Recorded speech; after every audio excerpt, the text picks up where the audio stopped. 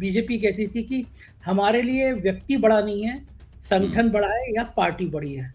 तो ये जो देवकांत बरुआ से शुरू होके मोदी तक जो चीजें आई हैं और आत्मनिर्भरता का ये पराकाष्ठा है, इसको राजनीति के संदर्भ में आप किस तरह देखते हैं? किसी के मन में अगर ये बात आ जाए कि वो खुद ही खुदा बन गया है, उसकी खुद ही इतनी बड़ी बन जाए कि इकबाल ने कहा भी था कि खुदा बंदे से खुद पूछे कि बता तेरी रजा क्या है, तो वो खुदा क्या पूछे, वो खुद ही अपने आप से पूछते हैं कि तुम्हारी रजा क्या है, तुम्हारी इच्छा क्या है। यानी आपका मतलब है कि मोदी जी खुद को ही खुदा मानने लगे हैं। पूरे प्रोग्राम में फ्रेम में अधिकांश जगह पे योगी आदित्यनाथ गायब थे। संघ को तो एकदम ठिकाने लगा दिया मोदी जी ने।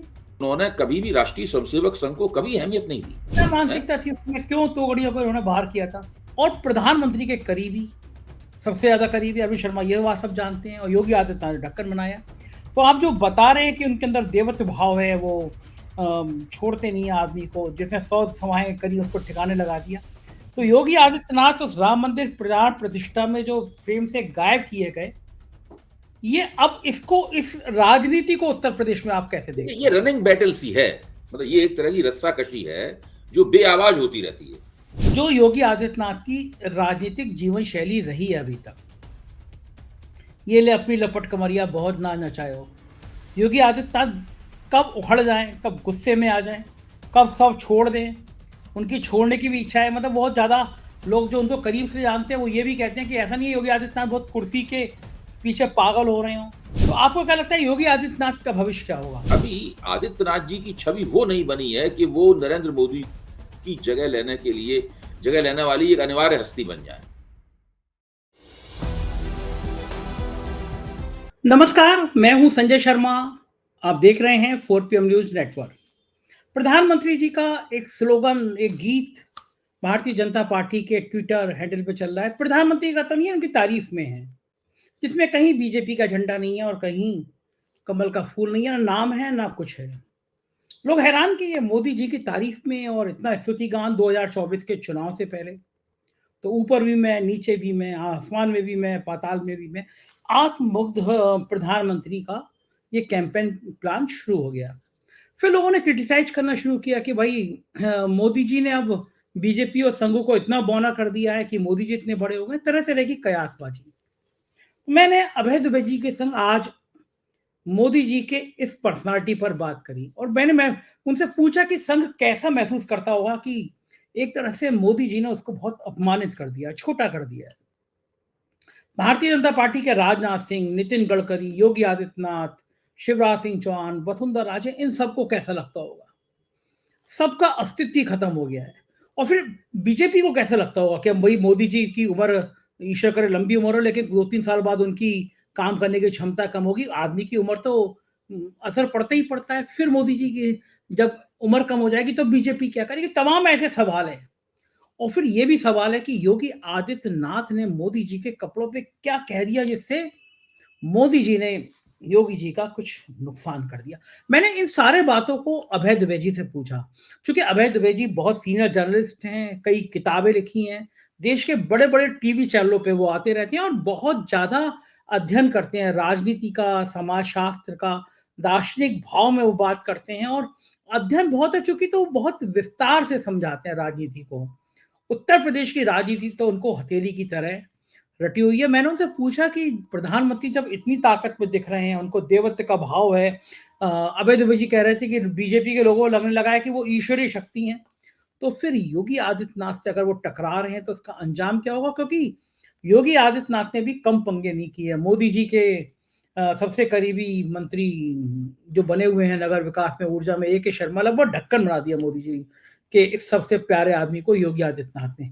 तो क्या होगा इस जंग का, और क्या होगा इस राजनीतिक समीकरण की बातचीत को बहुत ध्यान से सुनिएगा। अभय दुबे जी आज बहुत शांत भाव से आपको राजनीति के बहुत सारे पहलुओं को खोलेंगे, एक एक करके आपके सामने सारी तस्वीर रखेंगे। चलते हैं सीधे अभय दुबे जी के पास। स्वागत है अभय दुबे सर आपका। और आज कई सारे महत्वपूर्ण विषय हैं जिन पर मुझे आपसे बात करनी है।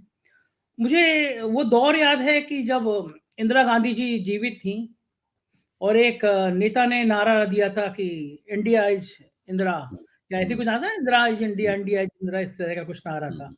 तो शायद श्याम, कुछ ऐसे बरुआ साहब कोई नेता हुआ करते थे, देवकांत मुझे बरुआ। देवकांत बरुआ, तो बरुआ। हाँ, देवकांत बरुआ बड़ा चर्चा में आ गया था वो नारा कि जो उन्होंने इंदिरा जी की स्तुति में लगाया था। जी, जी, जी। आज आज भारतीय जनता पार्टी ने अपने ट्विटर अकाउंट पे प्रधानमंत्री जी का एक वीडियो जारी किया है और ये कहा ये स्लोगन है हमारी पार्टी के कैंपेन का। सबसे महत्वपूर्ण बात ये है कि ये जो लगभग 2 मिनट का जो वीडियो है, इसमें प्रधानमंत्री जी 9.5 साल की अपनी सारी उपलब्धियों का बखान कर रहे हैं कि किस तरह क्रांति कहाँ-कहाँ हुई, सब बातें कर रहे हैं। आखिर में राम मंदिर भी उसमें आ गया है, भगवान राम की फोटो भी आ गई है। लेकिन मैं देख रहा था उसमें कहीं पे ना तो कमल का फूल है और ना भारतीय जनता पार्टी का नाम है। यानी अब तक तो ये मान रहे थे हम लोग कि पार्टी से बड़े मोदी जी हो गए, लेकिन जब भी मोदी जी होते थे तो कमल का फूल होता था। लेकिन आज जो 2024 का स्लोगन जारी हो रहा है, गाना जारी हो रहा है, उसमें कमल का फूल भी गायब है और भाजपा का झंडा भी गायब है। तो मुझे वो बरुआ साहब के देवकांत बरुआ की याद आई कि कभी-कभी तो ऐसा होता था नेता अपने बड़े नेता की स्तुति गान में यहाँ तक चला जाता था कि वही मानता था इंदिरा ही जो है वो इंडिया है और आज ये बात हो गई कि नेता अपने आत्ममुग्धता में यहाँ तक आ गया कि पार्टी का झंडा, पार्टी का नाम दोनों गायब हो गए। और फिर बड़ी बात ये है कि जो संघ कहता था, जो व्यक्ति बीजेपी कहती थी कि हमारे लिए व्यक्ति बड़ा नहीं है, संगठन बड़ा है या पार्टी बड़ी है। तो ये जो देवकांत बरुआ से शुरू होके मोदी तक जो चीजें आई हैं और आत्ममुग्धता का ये पराकाष्ठा है, इसको राजनीति के संदर्भ में आप किस तरह देखते हैं? देखिए, जब देवकांत बरुआ ने इंदिरा गांधी के लिए कहा था कि Indira is India and India is Indira, तो उसके बाद कांग्रेस की आलोचना करने, इंदिरा गांधी की जो तानाशाही प्रवृत्तियां थी उनकी आलोचना करने के लिए इस घटना का बहुत बार विपक्ष ने इस्तेमाल किया। कुछ भारतीय जनता पार्टी ने भी न जाने कितने बार इसका इस्तेमाल किया होगा और मैं तो इसको अनगिनत बार सुन चुका हूं, यहाँ तक कि मैं खुद भी कांग्रेस की आलोचना करने के लिए इसका इस्तेमाल कर चुका हूं। अच्छा, जहां तक मोदी जी का प्रश्न है, मैंने ये वीडियो तो नहीं देखा, लेकिन मुझे सुन के कोई ताज्जुब नहीं हो रहा है इसमें। मोदी जी की प्रवृत्तियां शुरू से ऐसी ही हैं। वो उनकी जो आत्मकेंद्रीयता है, मतलब अपने आप को फोकस में रखने की जो प्रवृत्ति है, वो अपने आप में असाधारण है और उसमें इंदिरा गांधी कहीं उसके आसपास नहीं बैठती। देखिए, आप इंदिरा गांधी की जो इमरजेंसी के दौरान राजनीति की गई थी, इमरजेंसी के दौरान ही देवकांत बरुआ ने ये बात कही थी। जो इमरजेंसी के दौरान आप उस राजनीति को ध्यान से देखिए, उसका काफी इतिहास वगैरह लिखा गया है, विद्वानों ने उसका काफी अध्ययन किया है और सब लोगों का कहना यह है कि इंदिरा गांधी लगातार इमरजेंसी अपने आप में एक डैमेज कंट्रोल की एक्टिविटी थी। वो इंदिरा गांधी के पास कोई दीर्घकालीन जैसा दृष्टिकोण नहीं था इसके जरिए वो देश, समाज और राज्य को बदलना चाहती हूँ। हमेशा अपनी सत्ता किस तरह सुरक्षित रहे, हमारे बेटों का हित किस तरह सुरक्षित रहे, हम अपने बेटे को किस तरह अपना उत्तराधिकारी बना रहे, इसके इर्द गिर्द ही उनका सारा काम इंदिरा गांधी का चलता था। इसलिए वो कभी कोई ऐसा असर नहीं डाल पाई जो कि बहुत ही स्थायी किस्म का हो। लेकिन नरेंद्र मोदी अलग तरह के व्यक्ति हैं। नरेंद्र मोदी अलग तरह के व्यक्ति हैं और आए तो राष्ट्रीय स्वयंसेवक संघ से हैं और भारतीय जनता पार्टी को कैप्चर करके उसका पूरा किरदार बदल के उन्होंने और अमित शाह ने मिलकर अपनी सत्ता को इस मुकाम तक पहुंचाया है। लेकिन शुरू से ही उनके अंदर ऐसा कुछ करने की तमन्ना है जिससे उनका नाम भारतीय जनता पार्टी और राष्ट्रीय स्वयंसेवक संघ से ऊपर स्थापित हो जाए और इसके लिए बहुत ही कुशलता पूर्वक वो अपने आप को दैवी शक्तियों से संपन्न व्यक्ति के तौर पर स्थापित करना चाहते हैं। ये मैंने 4 PM के मंच पे पहले भी कहा है और भी जहां मुझे कहने का मौका मिलता है, प्रधानमंत्री अकेले ऐसे नेता हैं आज तक भारत के इतिहास में जो स्वयं को डिवाइन पावर्स से संपन्न व्यक्ति के तौर पर स्थापित करना चाहते हैं। आप देखिए, और इसका उन्हें मौका भी दिया जा रहा है। चंपत राय ने उनके बारे में कहा कि वो विष्णु भगवान के अवतार हैं। उसके बाद आप देखिए कि वो गुफा में बैठ के तपस्या करते हुए उन्होंने अपनी तस्वीर खिंचवाई। जेपी नड्डा ने भी कहा देवताओं के देवता हैं, देवताओं के देवता हैं। उसके बाद में उसमें गेरुआ वस्त्र पहने हुए थे, संतोष नहीं हुआ उन्होंने, फिर उन्होंने सफेद कपड़ों में अपनी तस्वीर तपस्या करते हुए अपनी तस्वीर खिंचवाई। उन्होंने समुद्र के अंदर अपनी तस्वीर खिंचवाई, उन्होंने आसमान में अपनी तस्वीर खिंचवाई। तो एक आप देख सकते हैं इससे वो नजारा दरअसल क्या पेश करना चाहते हैं। और जो उनके प्रशंसक हैं, वो प्रशंसक भी और तमाम गोदी मीडिया भी इस मामले में उनके साथ है। आप देखिए, जब चंपत राय ने उनको कहा कि वो विष्णु भगवान के अवतार हैं, वो मनुष्य नहीं है, वो भारत के दुनिया में भारतीय लोकतंत्र की भारतीय राज्य की नुमाइंदगी करते हैं, तो ये सब बातें कहीं वो मनुष्य ऊपर हैं। जब ये बात उनके बारे में कह दी गई, उसके बाद गोदी मीडिया में किसी ने भी इस बात के ऊपर कोई कार्यक्रम नहीं किया। किसी ने भी ये नहीं कहा कि ये इससे ज्यादा फुहड़ वक्तव्य और कोई नहीं हो सकता है। सब लोग इस पर चुप रहे और इस बात को कहने दिया गया। और देखिए, बहुत सी बातें हम लोगों के पास जो हैं वो कानाफूसी के अंदाज में आती हैं। उन बातों को सार्वजनिक मंच पे नहीं कहा जा सकता है। मेरा मानना है, उन बातों के आधार पर मैं इतना कह सकता हूं सुरक्षित होकर कि मोदी जी की जो आत्म छवि है, वो आत्म छवि ईश्वरीय किस्म की आत्म छवि है। जैसे जैसे वो चुनाव जीतते जा रहे हैं, वैसे वैसे उनकी ईश्वरीय किस्म की आत्म छवि और ज्यादा बढ़ती जा रही है। तो इसमें मुझे कोई ताज्जुब नहीं हुआ। मुझे नहीं लगता कि देखिए, वो पहला नेता है जो कि 2014 के चुनाव में ही कहने लगे थे कि जब आप कमल के ऊपर बटन दबाएंगे तो आपका वोट सीधे मुझे प्राप्त होगा। चुनाव से ठीक पहले उन्होंने कहा था कि लोग मेरे नाम पर वोट कर रहे हैं। अच्छा, उसके बाद कुछ सर्वेक्षणों ने भी ये बताया है कि भारतीय जनता पार्टी को जो वोट मिलते हैं उसमें एक ऐसा तबका भी है जिससे बात करने पे कहता है कि उसने मोदी जी के लिए वोट दिया है। तो इस प्रकार के लोगों की संख्या भारतीय जनता पार्टी को वोट देने वालों में बढ़ती जा रही है। इन बातों से भी सर्वेक्षण के नतीजे वगैरह आते हैं। मोदी जी भी इस तरह के बहुत से सर्वेक्षण कराते होंगे, जाहिर है, उससे इस तरह की आत्मछवि बनती है। जब किसी व्यक्ति को लगता है कि वो 2 चुनाव जीत चुका है, तीसरे चुनाव में भी अगर उसको लगता है कि हमारे न जीतने का कोई भी डर नहीं है, और उसके बाद चौथे चुनाव की भी लोग तो मानते हैं कि वो 2029 तक मैदान बिल्कुल साफ है, 2029 तक प्रधानमंत्री पद की कुर्सी खाली नहीं है। जब इस तरह की बातें कही जा रही, अभी 2024 का चुनाव नहीं हुआ है और अभी से कहा जाने लगा कि वो 2029 में भी चुनाव जीतेंगे, तो जब इस तरह का पूरा माहौल वगैरह बनता है, तब फिर किसी के मन में अगर ये बात आ जाए कि वो खुद ही खुदा बन गया है, उसकी खुद ही इतनी बड़ी बन जाए कि इकबाल ने कहा भी था कि खुदा बंदे से खुद पूछे कि बता तेरी रजा क्या है, तो वो खुदा क्या पूछे, वो खुद ही अपने आप से पूछते हैं कि तुम्हारी रजा क्या है, तुम्हारी इच्छा क्या है। तो ये देख के मुझे कोई ताज्जुब नहीं होता। यानी आपको मतलब है कि मोदी जी खुद को ही खुदा मानने लगे हैं। लेकिन इस मैं प्रकार की प्रवृत्तियां उनकी, मैं ये कह रहा हूं, वो कभी कहेंगे नहीं सार्वजनिक मंच से अपने मुंह से इस बात को, लेकिन इस प्रकार की प्रवृत्तियां हैं जो कि उनके पूरे आचरण में, जिस तरीके से वो बातचीत करते हैं, इन सब बातचीत में तो वो कहते हैं कि परमात्मा की कृपा से मैं ये कर रहा हूं, परमात्मा की कृपा है कि मुझे राम मंदिर का प्राण प्रतिष्ठा करने का मौका मिल रहा है, खुद तो इस तरीके से कहते हैं इस बात को। लेकिन वो जो अवतारों की और देवताओं की और भगवानों की एक जो दुनिया है जो कि मंदिरों में बसती है, वो एक अलग तरह की दुनिया है। वो दुनिया तो मोदी जी ने खुद बनाई है। भाई, राम मंदिर तो बनाया मोदी जी ने, राम मंदिर की प्राण प्रतिष्ठा भी उन्होंने की है, तो वो दुनिया तो वो खुद ही बना चुके हैं। अब जो जीवित लोगों की दुनिया है, उस जीवित लोगों की दुनिया में उनके समर्थकों और प्रशंसकों के मुताबिक मोदी जी की हैसियत बिल्कुल देवताओं जैसी हो गई है, अवतारों जैसी हो गई है। अभय जी भाई, वो देखो ठीक है, जिसका हम लोगों ने कल या परसों जिक्र भी किया था, जिसमें वो रामलला का हाथ पकड़ के ले जा रहे हैं, वो तो सीधा उसका संदेश ही ये था कि एक अवतार दूसरे अवतार को ले जा रहा है, एक अवतार ने दूसरे अवतार की प्राण प्रतिष्ठा की। ये आपने आज बहुत अच्छी बात कही, मतलब कि एक अवतार दूसरे अवतार को हाथ पकड़ के ले जा रहा है। और कौन ले जा सकता है भाई? अवतार को तो अवतार ही ले जा सकता है हाथ पकड़ के। हम और आपके तो हम और आप तो नश्वर मनुष्य हैं, हम लोग कैसे कर सकते हैं काम ये? अच्छा, आप हिम्मत कर सकते हैं कि आप ऐसा कोई चित्र खिंचवाएं जिसमें आप महादेव का हाथ पकड़ के ले जा रहे हो, शिव शंभू का हाथ पकड़ के ले जा रहे हो? आपकी हिम्मत है ऐसा करने की? नहीं है। है ही नहीं आपकी हिम्मत। ये हिम्मत देखिए, ये इस तरह का दम कि आप इस तरह की तस्वीर बनवाएं, इस तरह का क्लिप बनवाएं जिसमें आप रामलला का हाथ पकड़कर प्रधानमंत्री ले जा रहे हो, इसके ऐसा तभी आप कर सकते हैं जबकि एक खास तरह का मानस हो आपका।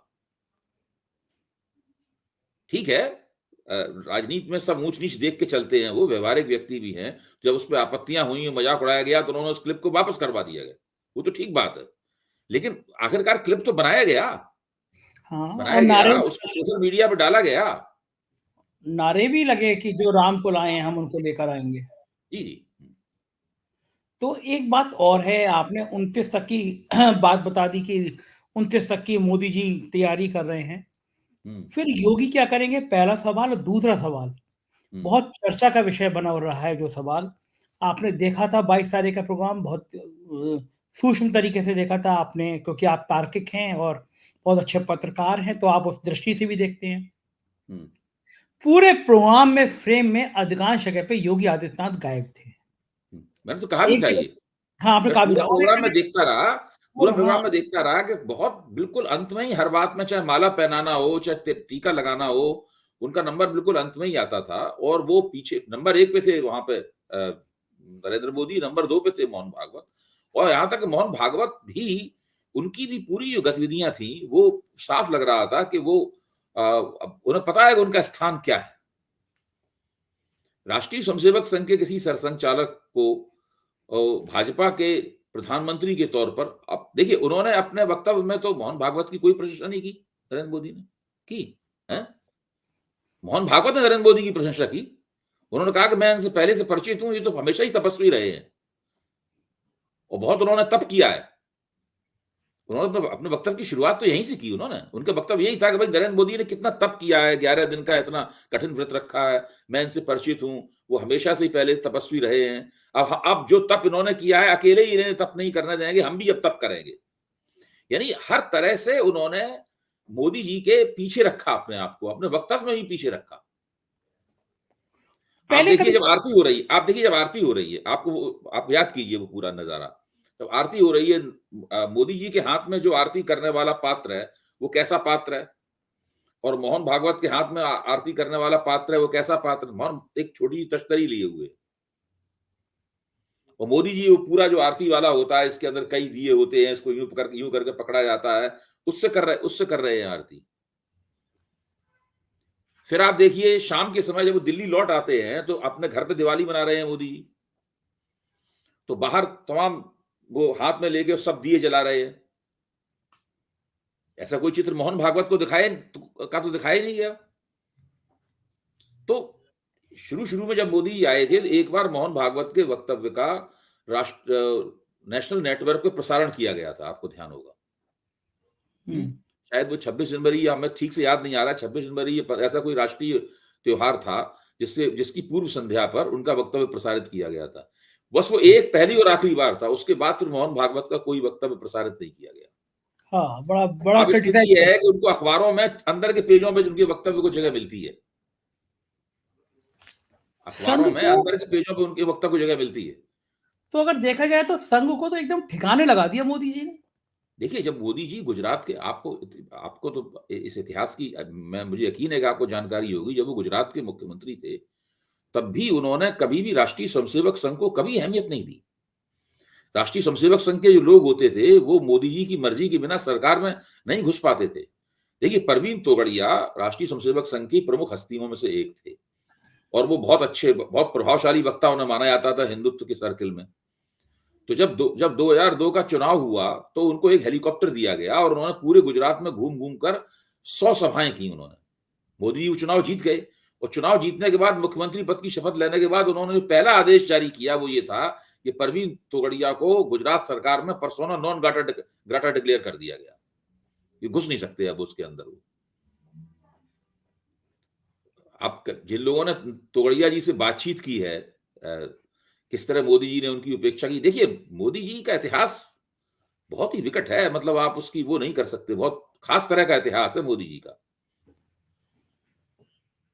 देखिए, व्यक्ति में कोई, हम लोगों को दुनिया मानती है कि हम लोग मोदी जी के आलोचक हैं, लेकिन उनमें बहुत सारी ऐसी खूबियां भी हैं, उनके व्यक्तित्व के ऐसे बहुत सारे पहलू हैं जो कि साधारण व्यक्ति में नहीं हो सकते। अब सोचिए, जिस व्यक्ति ने चुनाव जीतने में 100 मीटिंग करके आपकी मदद की हो, उसको आप चुनाव जीतते ही बिल्कुल सरकार से उसको बाहर कर दें, मतलब एक हफ्ते का भी टाइम न दें, एक महीने का भी टाइम न दें, आजमा के भी न देखें कि भाई ये आदमी कोई गड़बड़ तो नहीं करेगा। तो ये जो विशेषताएं हैं, वो हर व्यक्ति में नहीं होती। क्या मानसिकता थी उसमें, क्यों तोगड़िया को उन्होंने बाहर किया था? वो तो पहले से तय किए बैठे होंगे,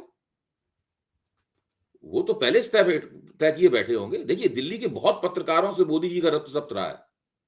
दिल्ली के ऐसे बहुत से पत्रकार हैं जिनका मोदी से रब्ता क्यों, जब वो यहाँ पे सेंट्रल ऑफिस में महासचिव थे और विभिन्न प्रांतों के इंचार्ज हुआ करते थे, संगठन का काम किया करते थे। फिर जो राम रथ यात्रा थी अडवाणी जी की, उसके प्रमुख प्रबंधकों में मोदी जी उस लिस्ट में उनका नाम सबसे ऊपर था। काफ़ी उन्होंने उसके लिए काम किया था, उसका इवेंट मैनेजमेंट करने के लिए। प्रमोद महाजन और नरेंद्र मोदी, यही 2 लोग तो थे जिन्होंने प्रमुख रूप से उसका पूरा मैनेज किया था। उन सारे पत्रकारों से आप देखिए मोदी जी का जो वो है जो शैली थी लोगों से मिलने की। इसके बाद मधु किश्वर ने उनसे एक बहुत लंबा इंटरव्यू लिया था मोदी से, गुजरात का मुख्यमंत्री बनने के बाद में। वो इंटरव्यू नेट के ऊपर है, मधु किश्वर के साथ मोदी जी का इंटरव्यू। वो कई किश्तों में है। उसमें मोदी जी की उम्र भी कम लग रही है काफी। वो अब तो 10 साल मुख्यमंत्री रह लिए, 12 साल वो गुजरात के 10 साल प्रधानमंत्री रह लिए, 12 साल गुजरात के मुख्यमंत्री रहे, तो कम से कम 20 साल पुराना इंटरव्यू है।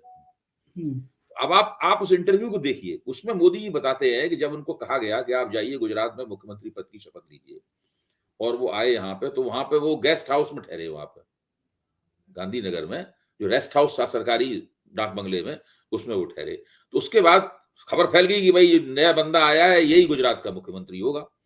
तो बड़े बड़े अफसर, कैबिनेट सचिव और ये सब लोग, बड़े बड़े अफसर उनसे मिलने गए। तो मोदी जी ने उनसे क्या बातचीत की, तो मोदी जी खुद ही उसमें कह रहे हैं कि मुझे तो कुछ भी नहीं पता था, मुझे तो ये भी नहीं पता था कि मुख्यमंत्री की कुर्सी देखने में कैसी लगती है और फाइलें कैसे देखी जाती हैं। सब खुद अपने मुंह से स्वीकार कर रहे हैं कैसे उन्होंने सीखा। और मतलब जब पहला अफसर गया, कैबिनेट सचिव गया जो उम्र में ही मोदी खुद उसको देख के खड़े हो गए। तो उसने कहा कि नहीं भाई, आप क्यों खड़े होते हैं, आप तो मुख्यमंत्री बनने वाले हैं, आप मत खड़े होइए। तो ये सब बात में खुद मोदी जी, मैंने खुद सुना है पूरा इंटरव्यू, वो महत्वपूर्ण इंटरव्यू। उसमें मोदी जी का जो किरदार है कि वो किस तरीके से, उसमें ये भी है कितनी तेजी से आदमी सीखता है। जो आदमी कभी एमएलए भी नहीं चुना गया, तो चुनाव ही नहीं लड़ा था उन्होंने कभी, तो सीधे सीधे मुख्यमंत्री बने हैं भाई। उन्होंने तो एमएलए का चुनाव भी नहीं लड़ा था, और जिसने कभी कोई सरकारी फाइल नहीं देखी थी, कैसे एडमिनिस्ट्रेशन चलाया जाता है, उसकी ख्याति है गुजरात के मुख्यमंत्री के तौर पर भी ये रही कि बहुत अच्छा भाई प्रशासक। लेकिन एक मुझे बताइए अभय जी, कि ऐसे व्यक्ति को जब वो मुख्यमंत्री बने थे तो एक और अफसर था जिसने उनको सबसे ज्यादा कामकाज सिखाया, और कहा भी जाता है जब वो दिल्ली आए प्रधानमंत्री बनने के लिए तो वो अफसर साथ में आया। उस अफसर का नाम था अरविंद कुमार शर्मा, और उसको उत्तर प्रदेश भेजा गया। ये कहा गया कि भाई इसको डिप्टी सीएम बनना है, उसको मोदी जी की आंख बना रहेगा। उसको योगी आदित्यनाथ ने ढक्कन बना दिया। बिल्कुल ऊर्जा विभाग दिया तो एक ऐसा प्रमुख सचिव दे दिया जो कहने पे जूनियर इंजीनियर का तबादला ना करे। नगर विकास में था तो नगर विकास में एक ऐसा सचिव दे दिया जिसकी सुरे ना, मतलब एक शुद्ध, मतलब जो हम लोग यहाँ भाषा कही जाती है, ढक्कन बना दिया अरविंद शर्मा को। और प्रधानमंत्री के करीबी, सबसे ज्यादा करीबी अरविंद शर्मा, ये बात सब जानते हैं, और योगी आदित्यनाथ ने ढक्कन बनाया। तो आप जो बता रहे हैं कि उनके अंदर देवत्व भाव है, वो छोड़ते नहीं है आदमी को, जिसने 100 सभाएं करी उसको ठिकाने लगा दिया। तो योगी आदित्यनाथ उस राम मंदिर प्राण प्रतिष्ठा में जो फ्रेम से गायब किए गए, ये अब इस राजनीति को उत्तर प्रदेश में आप कैसे देखते हैं? ये रनिंग बैटल सी है, ये एक तरह की रनिंग बैटल है, मतलब ये एक तरह की रस्साकशी है जो बेआवाज होती रहती है। जब हम और आप कान लगा के सुनते हैं तभी रस्साकशी में से कोई आवाज आती है। सभी योगी जी ने एक वक्तव्य दिया कि हम कोई उन लोगों में से नहीं है, हम तो जो सवेरे दिन में कपड़े बाहर कपड़े पहनते हैं वही घर पे कपड़े पहनते हैं, हम 4 बार कपड़े बदलने वालों में से नहीं है। ये क्यों दिया होगा उन्होंने बयान? हाँ, ये एक रस्साकशी है जो कि दोनों के बीच में लगातार होती रहती है। अब जो उन्होंने अरविंद कुमार शर्मा के साथ जो सलूक किया योगी जी ने, फिर इस तरह का वक्तव्य भी दिया। फिर मोदी जी ने कहा ठीक है चलिए आप ये वक्तव्य दीजिए, हम आपको वहां पर जब प्राण प्रतिष्ठा होगी हम बदला तब निकालेंगे। निकाल लिया उन्होंने बदला। हाँ, मतलब एक तरह से मुझे तो यही लगा कि भाई जितना महत्व उन्हें मिलना चाहिए था आदित्यनाथ जी को, उस तरह का महत्व उन्हें नहीं मिला। हो सकता है मेरी रीडिंग गलत हो, मैं ये नहीं कहता हूँ कि मेरी सब रीडिंग सही होती है। आपकी बात सही इसलिए कह रहे हैं कि ये चर्चा में बहुत है कि भाई योगी आदित्यनाथ को उस फ्रेम में जो टीवी के प्रोग्राम देख रहे थे लोग, कि पुजारी उनके आगे खड़े हो गए। एक तो सीन ऐसा भी हमने देखा जब योगी आदित्यनाथ जी लगभग धकेलते हुए एक तरह से, मतलब आगे बढ़ रहे हैं, फ्रेम में आ रहे हैं। तो उत्तर प्रदेश के सरकार ने, योगी आदित्यनाथ ने बहुत काम किया अयोध्या में। इतने दौरे, हर हफ्ते में एक बार योगी आदित्यनाथ वहां जा रहे हैं, अयोध्या देखने जा रहे हैं। मेरा आपसे पूछने का मतलब यह है, जो योगी आदित्यनाथ की राजनीतिक जीवन शैली रही है अभी तक, ये ले अपनी लपट कमरिया बहुत ना नचायो। योगी आदित्यनाथ कब उखड़ जाएं, कब गुस्से में आ जाएं, कब सब छोड़ दें, उनकी छोड़ने की भी इच्छा है। मतलब बहुत ज्यादा लोग जो उनको करीब से जानते हैं वो ये भी कहते हैं कि ऐसा नहीं है योगी आदित्यनाथ बहुत कुर्सी के पीछे पागल हो रहे हो। तो अगर योगी आदित्यनाथ को इतना दबाएंगे या कुछ करेंगे तो बीजेपी के अंदर, क्योंकि पिछले दिनों जब ये आपस में खटखट की बातें हुई थी तो नितिन गडकरी ने कई बार योगी आदित्यनाथ के पास आए, बड़ी तारीफें करी। शिवराज सिंह चौहान एक गुट बनता हुआ दिखाई दे रहा था, जो गडकरी हैं, जो शिवराज सिंह चौहान है, जो वसुंधरा राजे हैं, जो राजनाथ हैं। तो ये माना जा रहा था कि कम से कम योगी आदित्यनाथ है जो खुल के एक फेस बन रहे हैं, जो मोदी जी के लिए बात कर सकते हैं। और लोग कह रहे थे कि मोदी के बाद अमित शाह नहीं, योगी आदित्यनाथ। तो अगर अब सीटें इतनी ज्यादा आई, जैसे वो 400 कह रहे हैं, 350 कह रहे हैं, तो आपको क्या लगता है योगी आदित्यनाथ का भविष्य क्या होगा? भाई देखिए, आदित्यनाथ जी का तो भविष्य तभी कुछ हो सकता है जबकि मोदी जी कमजोर हों। अगर मोदी जी उत्तरोत्तर मजबूत होते चले गए, अगर 303 की बजाय मान लो भारतीय जनता पार्टी ने 2024 मई के महीने में 350 सीटें जीत ली, तब फिर योगी आदित्यनाथ का भविष्य क्या होगा?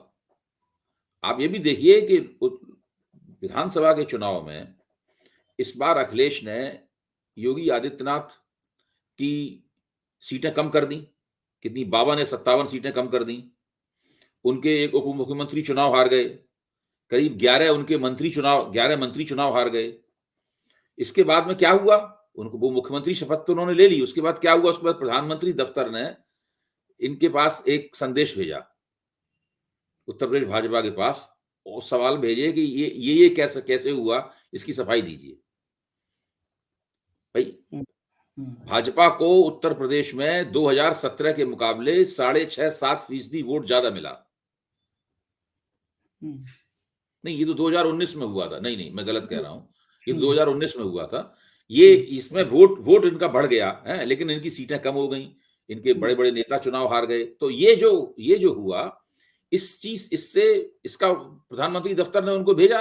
तो उसके बाद उत्तर प्रदेश भाजपा को पूरी रिपोर्ट बना के उन्हें भेजनी पड़ी। 80 पेज की रिपोर्ट वहां बना के भेजी प्रधानमंत्री दफ्तर में। तो वो बार बार उनकी तरफ से ये एहसास दिलाया जाता है कि आप उत्तर प्रदेश के प्रधानमंत्री हैं, आप भाजपा के एक सूबेदार हैं, आपके नेता प्रधानमंत्री नरेंद्र मोदी हैं, बिना इनके कुछ नहीं हो सकता। फिर यूपी में छवि भी इस तरह की, योगी और मोदी की जोड़ी की छवि है। अगर आम लोगों से आप पूछें तो लोग कहते हैं भाई मोदी और योगी, योगी और मोदी, इस प्रकार की बात कही जाती है। तो ये बात सही है कि देश के और अन्य किसी भी भाजपा प्रधानमंत्री ने कभी अपनी स्वायत्तता का, अपनी ऑटोनॉमी का इतना दावा नहीं किया है जितना आदित्यनाथ जी ने किया है। इसके बावजूद भी अभी आदित्यनाथ जी की छवि वो नहीं बनी है कि वो नरेंद्र मोदी की जगह लेने वाली एक अनिवार्य हस्ती बन जाए। और सब लोग इंतजार करने लगे हैं कि he is a Prince in waiting. कहते नहीं है प्रिंस, वो नहीं है मतलब। तो आपको क्या लगता है कि अगर सक्सेसर इन वेटिंग। अच्छा, आपको क्या लगता है अगर सीटें, मोदी जी की सीटें आ गई 350 के बाद, तो योगी आदित्यनाथ को वो मुख्यमंत्री पद पर बने रहने देंगे? वो मुख्यमंत्री पद पर बने रहने दे सकते हैं, ऐसी बात नहीं है। क्योंकि देखिए, उसमें एक खास बात है, पहली बार योगी जी को क्यों मुख्यमंत्री बनाया गया था, आप सोचिए इस बात को। ठीक है, वो बहुत बड़े उन्होंने प्रचार का काम किया था, लेकिन पहली बार में ही उनको काट सकते थे। वो इसलिए बनाया गया था, उत्तर प्रदेश में किसी को भी बनाया जाता तो किसी न किसी जाति में होता वो व्यक्ति।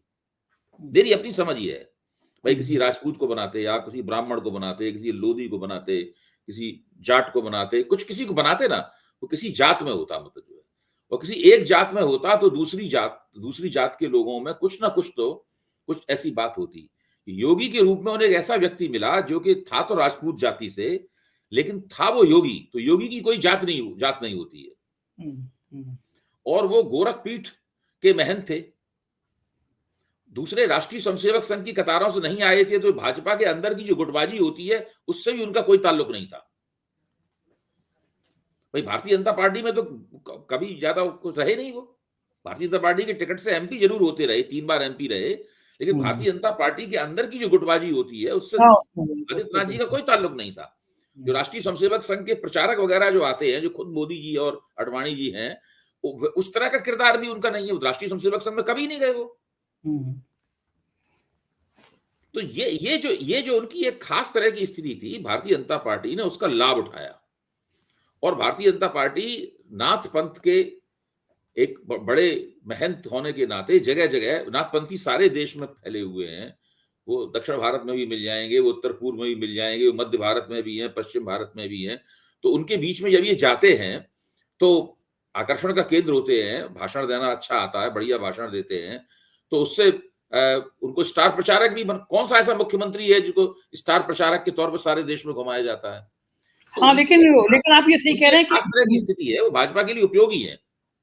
लेकिन आप इसी कह रहे हैं कि भूमिका सूबेदार की है, क्योंकि डीजीपी और चीफ सेक्रेटरी तक तय नहीं कर पाते, वो भी दिल्ली तय करता है। डीजीपी रिटायर होने वाले देश के, तो मुख्यमंत्री जिनको बनाना चाहते हैं लोग मान रहे हैं कि दिल्ली उनको नहीं बनने देगा।